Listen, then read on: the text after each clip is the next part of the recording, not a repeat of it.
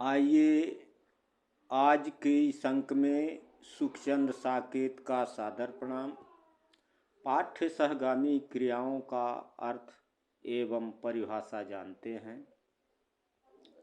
आज शिक्षा का उद्देश्य बालक के संपूर्ण व्यक्तित्व का विकास माना जाता है। इस उद्देश्य को ध्यान में रखते हुए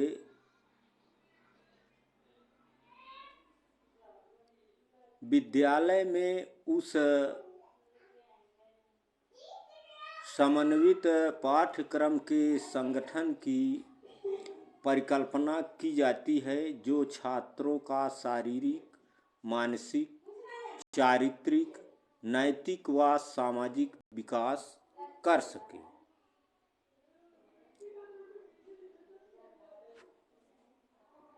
आज विद्यालयों में कक्षा शिक्षण के अलावा अन्य क्रियाओं जैसे खेलकूद, व्यायाम, सांस्कृतिक कार्यक्रम, भाषण, वाद विवाद का आयोजन होता है। समय सारणी में इस प्रकार के कार्यक्रमों के लिए अलग से समय दिया जाता है। शिक्षा की पुरानी अवधारणा में इस प्रकार की क्रियाओं को अतिरिक्त पाठ्यक्रम क्रियाओं की संज्ञा दी गई थी। इन्हें आवश्यक क्रियाओं के रूप में स्वीकार नहीं किया गया था। यह विद्यालय एवं अध्यापकों तथा विद्यार्थियों की इच्छाओं और सुविधाओं पर निर्भर थी, परंतु शिक्षा की आधुनिक अवधारणा में ये अतिरिक्त क्रियाएं न होकर पाठ्य सहगामी क्रियाएं हैं। इन्हें पाठ्यक्रम के एक अभिन्न अंग के रूप में स्वीकार किया गया है। सुल्तान महीपुद्दीन के अनुसार इन क्रियाओं को अब अतिरिक्त नहीं माना जाता, बल्कि ये स्कूल कार्यक्रम का अभिन्न अंग है। आधुनिक शिक्षा में पाठ्य क्रियाओं तथा पाठ्य अतिरिक्त क्रियाओं में अंतर को समाप्त किया जा रहा है और विद्यार्थी के सभी अनुभवों, बौद्धिक, सामाजिक, नैतिक, भावात्मक तथा शारीरिक को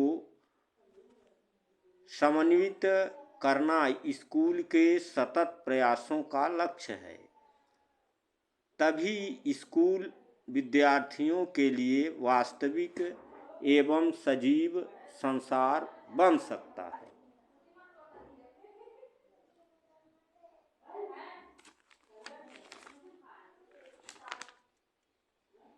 माध्यमिक शिक्षा आयोग ने कहा है, अच्छे आनंद प्रद तथा सुव्यवस्थित भवन मिल जाने के पश्चात हम चाहेंगे कि स्कूल में विविध प्रकार की समृद्ध क्रियाओं का आयोजन हो जो विद्यार्थियों की विकास संबंधी आवश्यकताओं को प्रभावित करे और उनको विभिन्न रुचियों का विकास करे। पाठ्य सहगामी क्रियाओं का महत्व। तो पाठ्य सहगामी क्रियाओं का क्या महत्व है, आइए जानते हैं। पाठ्य सहगामी क्रियाएं विद्यार्थी के व्यक्तित्व के विकास में महत्वपूर्ण भूमिका निभाती हैं। इसमें निम्नलिखित प्रकार के लाभ होते हैं। पाठ्य सहगामी क्रियाओं के मूल प्रवृत्तियों का शोधन व परिमार्जन होता है। पाठ्य सहगामी क्रियाओं के माध्यम से बालकों में सामाजिकता का विकास होता है। पाठ्य सहगामी क्रियाओं द्वारा बालक अपने ज्ञान का व्यावहारिक प्रयोग करता है। पाठ्य सहगामी क्रियाओं के माध्यम से नागरिकता के गुणों का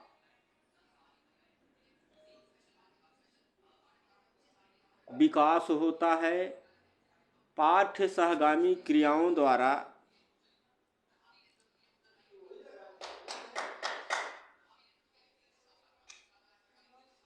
बालकों के विभिन्न अवस्थाओं की शारीरिक, मानसिक, सामाजिक, भावनात्मक आवश्यकताओं की पूर्ति संभव है।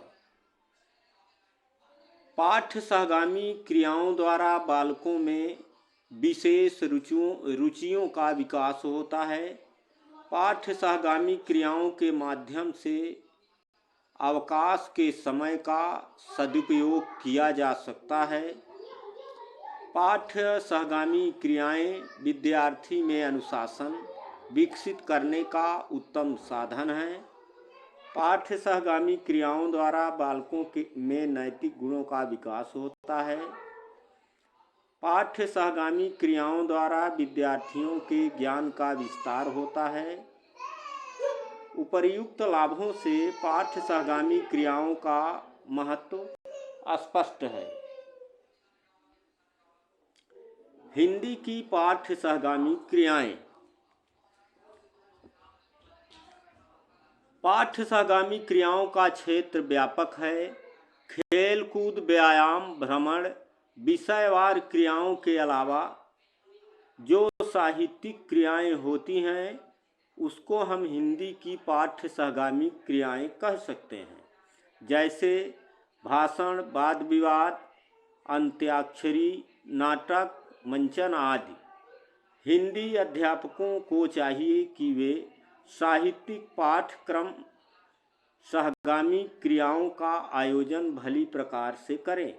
इसके लिए विद्यालय में साहित्यिक समिति का भाषा परिषद का गठन करना चाहिए, जिसमें अध्यापकों और छात्रों सभी को प्रतिनिधित्व मिलना चाहिए। इस समिति को अपनी एक निर्धारित योजना बनानी चाहिए कि कौन कौन से कार्यक्रम किस किस प्रकार संचालित करने हैं। इस योजना के अनुरूप कार्यक्रमों का आयोजन किया जाना चाहिए। प्रत्येक वर्ष इस समिति द्वारा किए गए कार्यक्रमों की समीक्षा की जानी चाहिए और अगले वर्ष की योजना में पाई गई कमियों को दूर किया जाना चाहिए। प्रतिवर्ष साहित्यिक या भाषा परिषद का गठन करना चाहिए और आगे कुछ महत्वपूर्ण पाठ्य सहगामी क्रियाओं को दिया जा रहा है जो संचालित की जा सकती हैं। विद्यालय पत्रिका का प्रकाशन, ये पहला है पाठ्य सहगामी क्रियाओं का आधार। पहला है विद्यालय पत्रिका का प्रकाशन। साहित्य अथवा भाषा परिषद विद्यालय पत्रिका का प्रकाशन कर सकती हैं। इसमें न केवल साहित्य और भाषा की अपितु विभिन्न दूसरे विषयों की ज्ञानात्मक या ज्ञानपरक रचनाओं का प्रकाशन सम्मिलित किया जा सकता है। विद्यालय पत्रिका का प्रकाशन विद्यालय के आर्थिक संसाधनों को ध्यान में रखते हुए ही किया जाना संभव है। पत्रिका को वार्षिक, मासिक, पाक्षिक करना भी आर्थिक और मानवीय संसाधनों पर निर्भर है। दूसरा है भित्ति पत्रिका का प्रकाशन। भित्ति पत्रिका के लिए आर्थिक संसाधन आड़े नहीं आते, अतः इसका प्रकाशन साहित्य या भाषा परिषद को अवश्य करना चाहिए। भित्ति पत्रिका से विभिन्न प्रकार की लघु रचनाओं को सम्मिलित करना चाहिए। विद्यार्थियों में सृजनात्मक विकास के लिए यह अत्यंत उपयुक्त माध्यम है। यह उनकी लेखन अभिव्यक्ति का सहज मंच है। भित्ति पत्रिका को साप्ताहिक या पाक्षिक प्रकाशित किया जा सकता है। इसके लिए अध्यापक को छात्रों का एक संपादक मंडल नियुक्त कर देना चाहिए।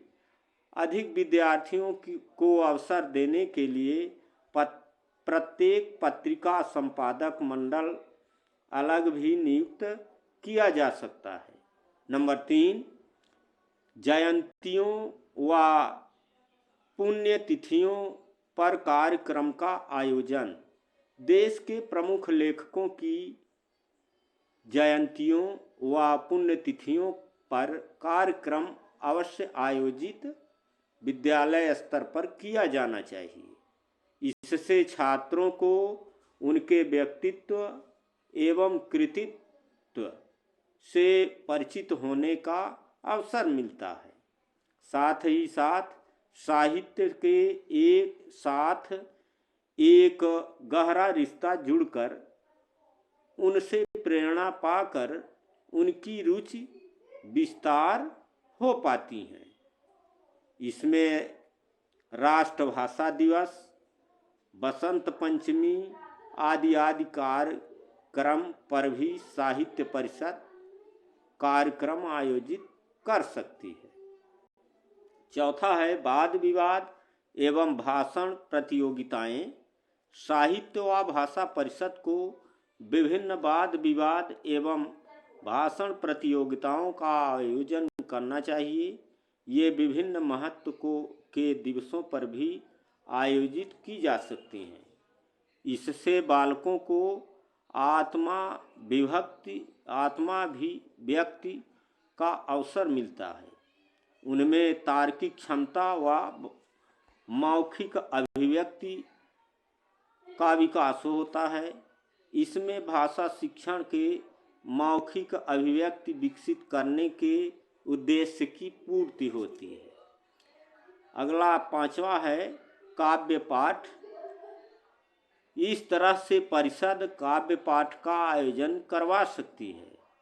यह मौलिक रचनाओं का भी हो सकता है और अन्य कवियों की रचनाओं का भी हो सकता है। काव्य पाठ से बालकों को अभिव्यक्ति का मंच मिलता है।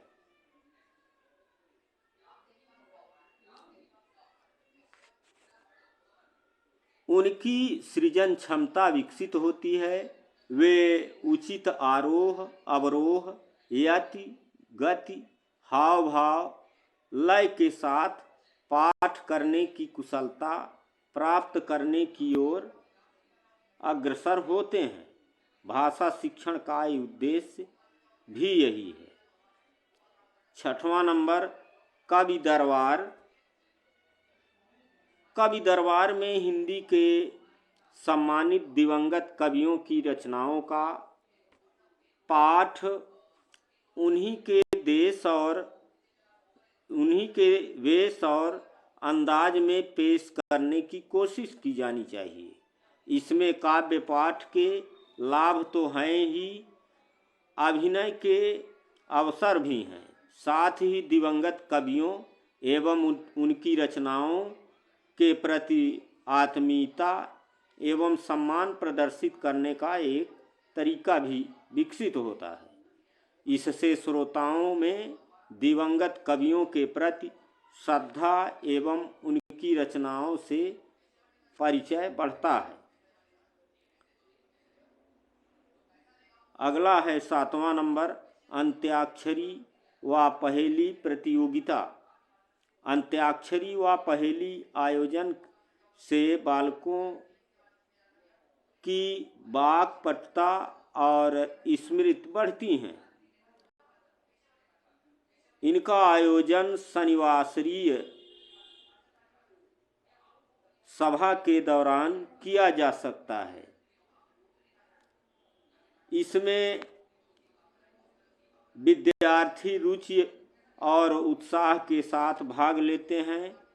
अतः साहित्य परिषद को इसका आयोजन अवश्य करना चाहिए। आठवां है लेखन प्रतियोगिताएं। साहित्य परिषद को विभिन्न प्रकार की लेखन प्रतियोगिताएं करवानी चाहिए। इसमें कहानी, निबंध, कविता, सुलेख, श्रुतिलेख आदि प्रतियोगिताएं हो सकती हैं। ये प्रतियोगिताएं एक बैठक में विद्यालय में विद्यार्थियों को बैठाकर भी आयोजित की जा सकती है और घर पर पर्याप्त समय देकर लिखवा कर की जा सकती है। सुलेख व श्रुतिलेख को जोड़कर कहानी, निबंध एवं कविता में पर्याप्त समय देना ज़्यादा अच्छा लगता है। इससे मौलिक और सृजनात्मक लेखन की